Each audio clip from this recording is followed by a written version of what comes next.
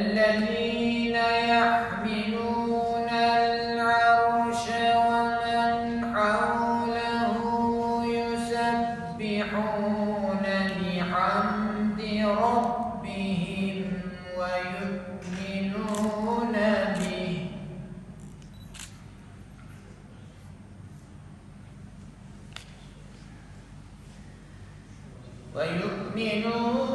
به ويستغفرون للذين آمنوا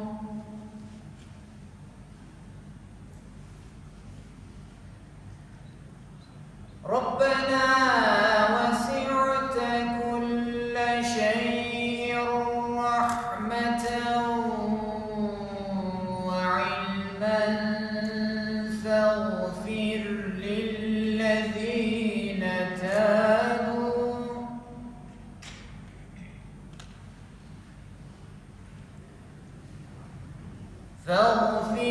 للذين تابوا واتبعوا سبيلك وقهم عذاب الجحيم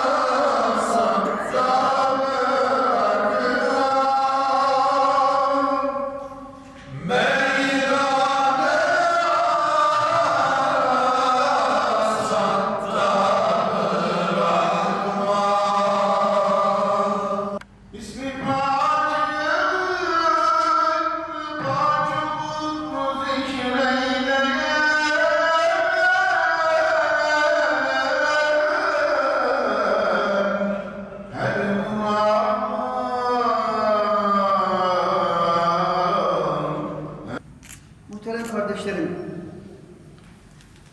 şüphesiz ki her şeyi yoktan var eden, bir takım zamanlara göre daha kıymetli kılan, bir takım mekanları başka mekanlardan daha üstün ve kıymetli kılan, böylece takdir eden Cenab-ı Hakk'ın rahmeti sonsuz ve nihayetsizdir. İşte bunun bir tecellisi olarak Leyle-i Şaban'ın 15. gecesi, Berat gecesini şu anda idrak ediyoruz. Güneşin batışıyla beraber bu gece başlamıştır. Ta fecrin sökmesine kadar devam edecektir. Her bir Müslüman nasıl ki dünyada kazandığını elbette ki evladına bırakacak, evlatlarınız için çalışıyorsunuz. Ama şu namaz kıldığımız, secde ettiğimiz yerleri evlatlarımıza bırakamıyorsak, bu manevi mirası onlara tevarüs ettiremiyorsak, o zaman vay bizim halimize. Bir eksiğimiz var demektir. Ya Rab, bize lütfettiğin bu gecenin hürmetine hepimize yarın mahşerde, kıyamette beratını sağ eline alanlardan olmayı nasip eyle ya Rabbi. Cümlemizi bu dünyanın da ahiretin de saadetini bahşettiğin kullarından eyle. Ecdat, ummahat-ı ceddat, üzerimizde hakkı olan hocalarımızdan, komşularımızdan, yakın akrabalarımızdan, uzak akrabalarımızdan, ahirete irtikal edenlerin cümlesine gani ve rahmet eyle. Bizlerin de kalan ömrümüzün geçen ömürlerimizden daha sağlıklı, afiyetli, bereketli, takvalı, şifa, huzur, saadet, bereket, bolluk, huzur içinde, mutluluk içinde olmasını nasip eyle ya Rabbi. Yapıyoruz. Aramıza fitne tohumları, fesat tohumları atmak isteyenlere fırsat verme. وَعَلَى الْحَاضِرِينَ وَالْغَائِبِينَ فِي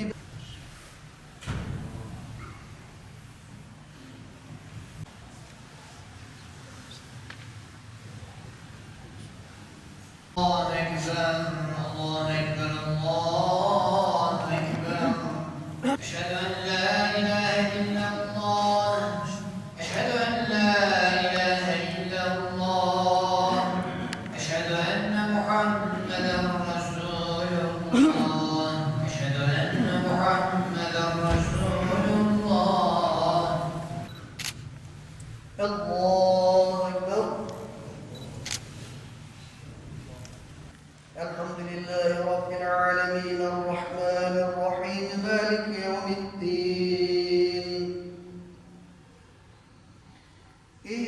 نعبد وإياك نستعين اهدنا الصراط المستقيم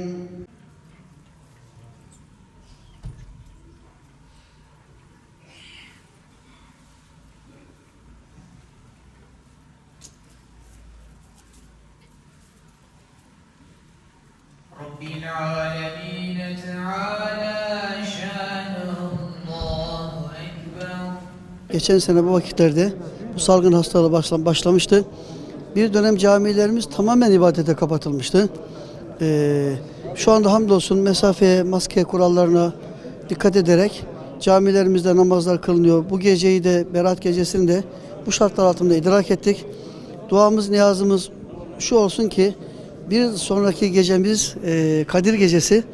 İnşallah Kadir Gecesi'ni Cenab-ı Hak daha iyi ortamlarda, daha sağlıklı, afiyetli bir şekilde idrak etmeyi, kılmayı nasip etsin diyorum. Bu gece mühim bir gece. Bu gece Berat Gecesi. İnşallah Cenab-ı Hak her birimize beraatını sağ elinden alanlardan olmayı nasip etsin. Dualarımız her zaman söylediğimiz gibi bireysel olmasın. Dualarımız mutlaka kolektif olsun. Dualarımız ülkemizin, milletimizin, ümmeti Muhammed'in içinden geçtiği sıkıntılar neyse bunlar artık herkes biliyor, görüyor. Bunları ihtiva edecek şekilde dualarımızın içine katalım. Çünkü buna çok çok ihtiyacımız var. Bütün geçmişlerimize dua edelim ama esas hayatta olanların çok duaya ihtiyacı var. Hayatta olanları da dualarımızda unutmayalım.